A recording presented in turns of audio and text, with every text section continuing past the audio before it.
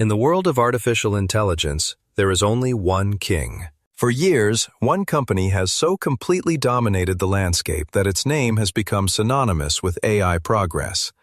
That company is NVIDIA. It doesn't just lead the market, it is the market. By 2025, NVIDIA's GPUs were the engine inside 94% of the world's AI data centers. Its longtime rival, AMD, held a mere 6%. It wasn't even a competitor. It was a rounding error. So, when OpenAI, the most important and powerful AI company on Earth, announced it was building its next-generation infrastructure, the choice seemed obvious. It was a foregone conclusion. Except, they didn't choose NVIDIA. In a move that shocked Wall Street and Silicon Valley, OpenAI announced a massive, multi-billion-dollar deal not with the king, but with the underdog. They chose AMD. This wasn't just a purchase order. It was a fundamental bet that could be worth over $100 billion. And it came with a catch, a strange, unprecedented agreement that ties the fate of both companies together, involving a potential 10% stake in AMD itself. What did OpenAI see that the other 94% of the market missed? How did AMD, a company that was slipping into total AI irrelevance, pull off the most important deal of the decade? This isn't a story about chips. It's a story about a hidden monopoly, a desperate gamble, and a secret alliance forged to break an iron grip. The Moat. To understand how shocking this is, you need to understand the battlefield. This was never a fair fight.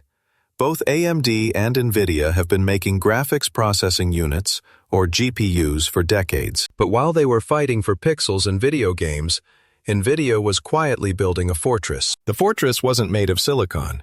It was made of software. In 2007, NVIDIA released something called CUDA, the Compute Unified Device Architecture. It sounds complicated, but its purpose was revolutionary. It was a software key. It allowed researchers and scientists to unlock the thousands of tiny cores inside a GPU, not for graphics, but for general-purpose computation. It turned a gaming card into a miniature supercomputer. AMD's GPUs were powerful, but they had no key. They had no ecosystem. When the first sparks of the deep learning revolution began, researchers didn't just choose NVIDIA. They built their entire world on top of CUDA. An entire generation of scientists and engineers learned it as their default language. NVIDIA nurtured this. They released powerful libraries like cuDNN for neural networks. They sponsored research. They gave universities free hardware. They made themselves the bedrock of progress. AMD, meanwhile, was fighting a completely different war. They were locked in a brutal, company-defining battle with Intel in the CPU market, a fight they were finally winning with their Ryzen chips. They were also busy securing their dominance in the console market, powering both the PlayStation 5 and the Xbox. They won those battles, but they had taken their eye off the biggest prize in modern history. While AMD was focused on gamers and office PCs, NVIDIA was looking at the horizon. In their 2016 shareholder report, years before ChatGPT was a household name, NVIDIA was already talking about an exponential AI revolution. They were building chips like the Tesla P100, designed specifically for this future. When that future finally arrived, everyone needed shovels for the new gold rush, and NVIDIA was the only company selling them. The gamble. At first, the AI boom lifted all boats. AMD's revenues skyrocketed. It jumped from just under $10 billion in 2020 to over $23 billion in 2022. It seemed like they were finally in the game, but then the tide went out. The following year, AMD's revenue dropped, and their profit. That told the real story. In 2021, at the height of the boom, AMD posted a record $3.7 billion in profit. The next year, that nosedived to $1.2 billion. The year after, it collapsed again to just $600 million. The market had come to a crucial realization. The boom was real, but AMD wasn't the answer. Researchers who had tried AMD's hardware in desperation found themselves stranded. The hardware was fine, but the software was a nightmare. They weren't just buying chips, they were buying an ecosystem. And AMD didn't have one. By 2023, there was no doubt. AMD was catastrophically, hopelessly behind. Lisa Su, AMD's CEO knew she had to do something. She needed to bet the entire company on a pivot. In 2022, AMD finalized the largest chip deal in history, a $49 billion acquisition of a company called Xilinx. But AMD didn't have $49 billion in cash. Instead, they performed a massive stock transaction. They printed their own shares to pay for the deal. This wasn't just a purchase, it was a dilution, and investors hated it.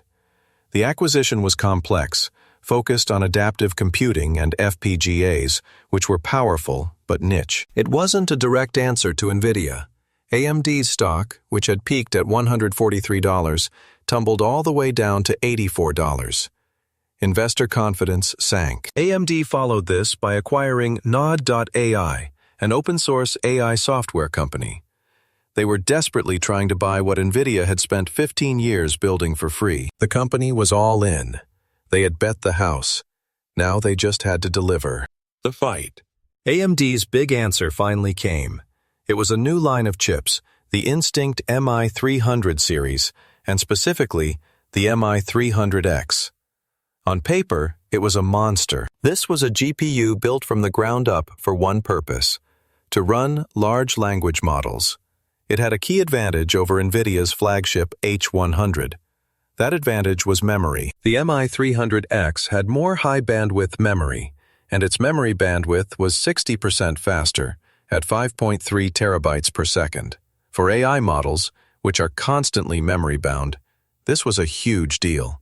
It promised better performance and, most importantly, a lower cost per token. This was AMD's real chance. They came out swinging. They quickly secured big-name customers.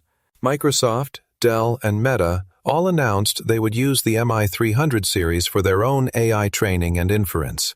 The anticipation was massive. Analysts projected the new chip line would generate $8 billion in new revenue. But then, nothing happened. Those $8 billion projections were quietly slashed to $5 billion. Then the 2024 results came in. The entire Instinct Accelerator division, not just the new chip, had only brought in $5 billion. The hype had fizzled. An HSBC analyst bluntly wrote that AMD's roadmap was less competitive than we previously thought. The MI300X, for all its technical prowess, had become a footnote. And the reason was painfully, predictably familiar. The hardware was good. The software was not. AMD's alternative to CUDA is called ROCm. To win, it didn't just have to be as good as CUDA. It had to be better. It wasn't even close. Developers found it brittle. The documentation was poor. It was notoriously difficult to install and deploy out of the box. It was flexible, yes, but it required a level of engineering expertise that most companies didn't have or didn't want to pay for. Worse, AMD had frustrated the one community it needed most: the developers. For years, ROCm didn't even officially support AMD's own consumer gaming cards. NVIDIA, by contrast, allowed CUDA to run on everything from a $300 GeForce card to a $30,000 data center GPU. This meant any student, hobbyist, or researcher could start learning and building on the CUDA ecosystem from their bedroom. AMD had built a walled garden and then locked the gate. It was a tough time. Lisa Su was desperately trying to catch up to NVIDIA, but also to her own investors' sky-high expectations. One analyst said, "We applaud the progress. Growing a roughly $4 billion AI franchise from nothing. Unfortunately, investor expectations have remained persistently out of reach. AMD had built a faster car, but the car had no roads, no gas stations, and no one knew how to drive it. It seemed the moat was simply too wide to cross." But then, NVIDIA's greatest strength became its greatest weakness. The 10% bet. NVIDIA's 94% market share meant one thing: bottlenecks. The H100 and H200 chips, despite being a generation old, were perpetually sold out. Customers faced massive, crippling wait times. The entire multi-trillion-dollar AI industry was dangerously, completely overdependent on a single supplier, and that supplier could name its price. This created an NVIDIA tax that every company was forced to pay. The industry was desperate for an alternative. Anyone. The first tiny crack in the dam appeared in late 2024. A cloud infrastructure provider named Vultr announced a partnership with AMD. They would offer the Instinct MI300X GPUs on their cloud platform. This was more important than it seemed. It was the first time developers could easily deploy and test AMD's latest architecture on a public platform, without buying the hardware themselves. They could kick the tires. But the real earthquake happened on June 12, 2025. At AMD's Advancing AI event, the company signaled its next generation of chips, the MI350 and the upcoming MI400 series. And then, someone else took the stage. Someone from OpenAI. It was revealed that OpenAI had been quietly working with AMD. They weren't just a customer, they had been a design partner. They had given AMD a lot of feedback that had heavily informed the new chip's architecture. A few months later, the official announcement dropped. OpenAI's next-generation AI infrastructure, the engine for whatever comes after GPT-5, would run on AMD Instinct GPUs. The deal would start with the MI450 series in 2026 and extend for years. It was a deal valued in the tens of billions of dollars, with the potential to reach $100 billion. AMD's stock exploded, jumping over 70%. But the most fascinating part was buried in the press release. This wasn't a simple purchase. AMD had issued OpenAI a warrant for up to 160 million shares of AMD common stock. That is nearly 10% of the entire company. These shares would vest as specific milestones are achieved. This was the hidden mechanism. OpenAI isn't just a customer. It's now a partner with a massive vested financial interest in making AMD's platform succeed. The more AMD GPUs OpenAI deploys, the more of AMD's stock it gets, at a low price. This is what an all-or-nothing bet looks like. Jensen Huang, NVIDIA's CEO, was asked about the deal. He responded with beautiful, competitive sarcasm. It's imaginative, it's unique and surprising. I'm surprised that they would give away 10% of the company before they even built it.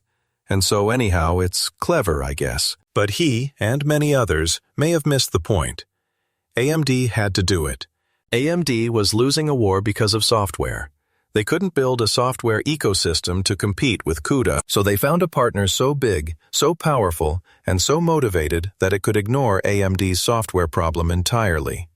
OpenAI isn't going to use ROCm. They are building their own software stack, like Triton, to talk directly to AMD's bare metal hardware. OpenAI gets to break its crippling dependence on NVIDIA. It gets a custom-built chip, a guaranteed supply chain, and a massive financial upside. AMD gets the one thing it could never earn: a golden child customer so large that it will force the entire industry to create a new ecosystem around it. This deal wasn't a gamble. It was a king-making. The MI400 series isn't even here yet. AMD is betting its entire future on a product that doesn't exist, and it gave away 1/10 of its stock for the privilege. But this battle was never really about who had the faster chip. It was always about the software. The question now is no longer, can AMD's software ever catch up to CUDA? The new question is, does CUDA even matter when OpenAI can just write its own? Time will tell. But this changes everything. So, what do you really think we're seeing here? Is this a brilliant, strategic move by AMD to break a monopoly, or is it the most desperate gamble in tech history? Let me know your thoughts below.